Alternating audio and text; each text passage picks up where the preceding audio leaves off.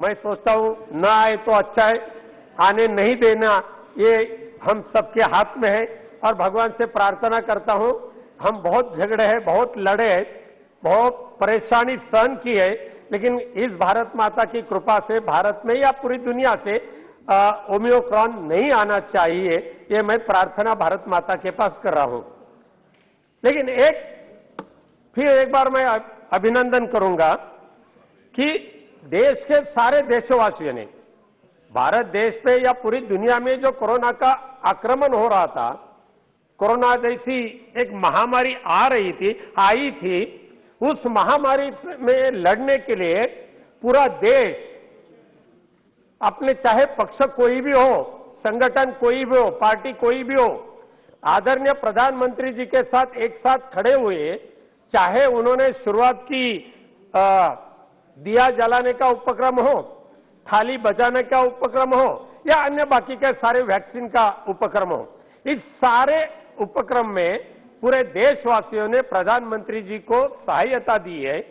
राज्य के मुख्यमंत्री जी को सहायता दी है। चाहे हमारे महाराष्ट्र में शिवसेना और महाविकास आघाड़ी का सरकार है, लेकिन उन्होंने इसमें राजनीति नहीं लाई।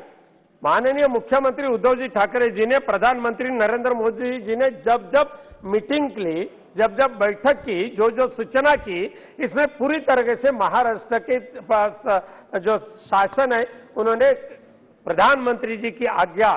समझकर उस तरीके से नियमन करके महाराष्ट्र और मुंबई कोरोना मुक्त करने का प्रयास किया। और इसीलिए मैं प्रधानमंत्री जी को अभिनंदन करता हूं, लेकिन देश के मुख्यमंत्री और सारे लोगों का अभिनंदन करता हूं। और एक अभिनंदन मैं इसके लिए करूंगा, इस सारे के सहयोग से, चाहे दुनिया कोई भी कहे, अमेरिका जैसा महाबलवान देश, अन्य बड़े बड़े देश, लेकिन अपने हिंदुस्तान ने करके दिखाया कि हमारे हिंदुस्तान में हिंदुस्तानी निर्मित से जो वैक्सीन निर्माण किया, उस वैक्सीन से पूरे देशवासियों को एक अच्छा, एक निरोगी दीर्घायुष्य प्राप्त करके देने का एक मौका उन्हें प्राप्त हुआ। सिर्फ हिंदुस्तान में नहीं, तो अपने हिंदुस्तान में निर्माण की वैक्सीन से दुनिया के कई देशों को भी भारत देश ने वैक्सीनेशन दिया। और इसलिए हम लोगों ने इसके पहले भी प्रधानमंत्री जी का अभिनंदन कर चुके हैं, और ऐसे ही काम करते रहे, लोगों की बात सुनते रहे और लोगों को जो चाहिए वो करते रहे, ऐसी मैं कामना प्रधानमंत्री से प्रार्थना करता हूं। सभापति महोदय जी,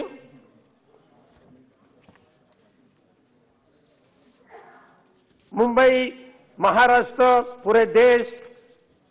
मैं जैसा बताया कि इस कोरोना में राजनीति नहीं करनी चाहिए थी, लेकिन कई बार थोड़ा सा हुआ राजनीति का काम, जहां विपक्ष की राज्य सरकारें हो, वहां कुछ कम ज्यादा देना, आड़ा टेढ़ा कहना और वहां के लोगों को डिमोरल करने का काम हुआ। जैसे कि मुंबई में करीबन 1.5 लाख लोग मरेंगे, ऐसे कोई लोग बोलते थे। लेकिन सद्भाग्य से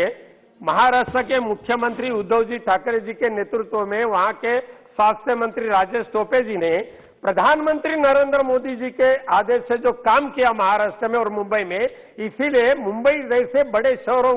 से भी कोरोना दूर हटाने का काम आज हो चुका है। इतने नहीं कि मुंबई में धारावी जैसे बड़े झोपड़पट्टी के जो शहर है,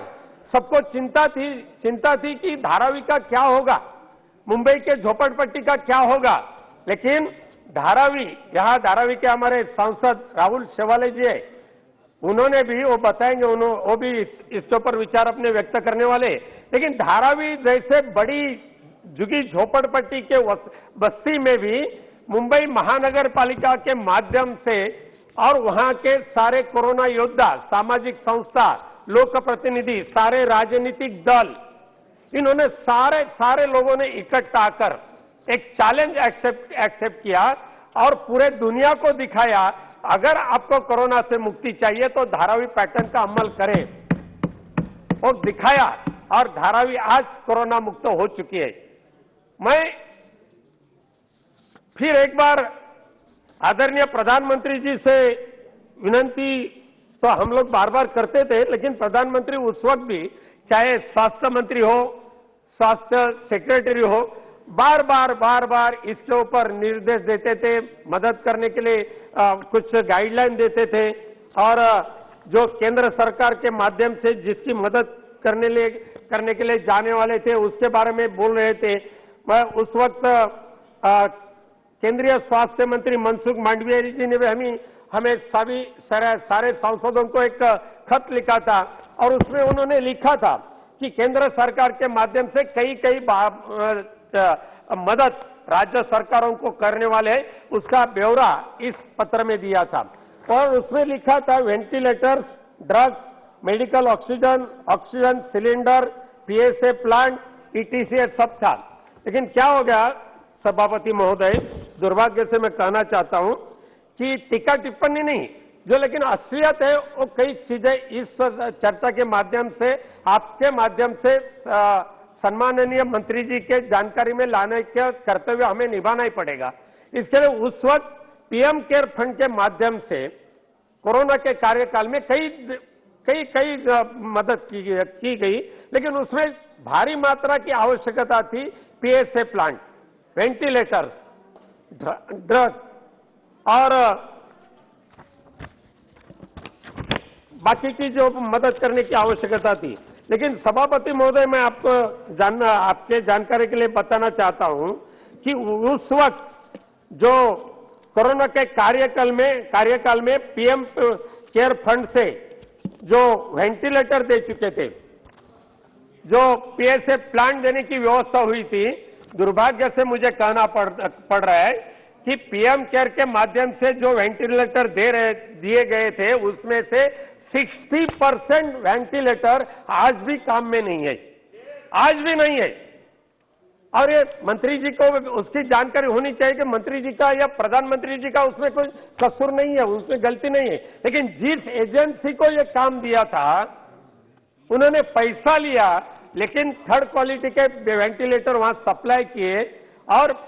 जो टेक्नीशियन देने की आवश्यकता थी, बार बार कंप्लेंट करने के बाद भी वेंटिलेटर सप्लाई जिस एजेंसी के माध्यम से हुई थी सभापति महोदय, उनके टेक्नीशियन वहां जा नहीं रहे थे, गांव तक पहुंच नहीं रहे थे। इसके लिए सैकड़ों की संख्या में, हजारों की संख्या में आदरणीय प्रधानमंत्री जी ने जो वेंटिलेटर दिए थे वो लोगों के उपयोग में नहीं आए। इस चर्चा के माध्यम से मैं विनती करना चाहता हूं सभापति महोदय, आपके माध्यम से मंत्री महोदय जी से। मंत्री महोदय मांडविया जी एक अच्छे कामयाब होने वाले मंत्री है, मुझे आदर है उनके प्रति, कभी भी जाए उनके पास कुछ भी कहे तुरंत मदद करते हैं। लेकिन उनके ऐसे कोऑपरेटिव नेचर का दुरुपयोग जो लोगों ने, जो ठेकेदारों ने करके लोगों को तकलीफ देने का काम किया, उस ठेकेदारों को, उस सप्लाई करने वाले एजेंसी के ऊपर कड़ी कार्रवाई करने की आवश्यकता है। जैसे वेंटिलेटर वैसे पीएसए प्लांट मेरे जानकारी से देश में कम से कम 2-2.5 हजार पीएसए प्लांट लगाने का आदरणीय पंतप्रधान जी ने एक ऐलान किया था। लेकिन सिर्फ पूरे देश में जो पढ़ा था मैं समाचार में, कम से कम 1573 पीएसए प्लांट में से सिर्फ 316 पीएसए प्लांट एक्टिव हो चुके। बाकी के एजेंसी ने एक वर्ष होने के बावजूद भी वहां फाउंडेशन किया, सीमेंट डाला, फाउंडेशन किया, लेकिन आज तक कई डिस्ट्रिक्ट हॉस्पिटल में या अन्य हॉस्पिटल में पीएसए प्लांट बिठाए नहीं है, चालू किए नहीं है। इसके लिए इस काम में भी जिन्होंने बदमाशी की है, सरकार के पास से पैसा लिया, लेकिन पैसा लेने के बाद भी केंद्र सरकार का नाम बदनाम करने का काम किया, ऐसे ठेकेदारों को पकड़कर उनको जेल में डालने की आवश्यकता है। ये सरकार और जनता का किया हुआ विश्वासघात है, ऐसे ठेकेदारों को माफी करना आवश्यक नहीं है सभापति महोदय। कार्यकाल में रेमडेसिविर का भी कई जगह पे कालाबाजार हो चुका, लेकिन अभी ठीक है, अभी रेमडेसिविर अच्छा है। पीएसए प्लांट भी कई राज्यों ने खुद के फंड से किए हैं और